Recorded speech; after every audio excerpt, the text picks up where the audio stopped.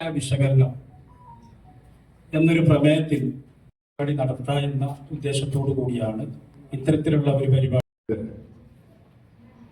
മുസ്ലിം Youth League July 30 Malappuram collectorate medical national കമ്മിറ്റിയുടെ secretary Nasar Mudiyakkode സംസാരിച്ചു കൊണ്ടിരിക്കുകയാണ്.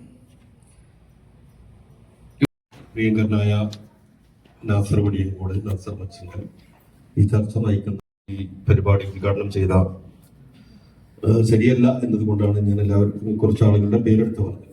മോഡല് വളരെ കൃത്യമായി ഭാഷാ സമരവുമായി ബന്ധപ്പെട്ട നമുക്കറിയാം അറബി ഭാഷ ഒന്ന് സവിശേഷമായ തെറ്റിദ്ധരിക്കരുത് എന്ന ആമുഖത്തിലാണ് ഞാൻ ഇത്രയും പറഞ്ഞത്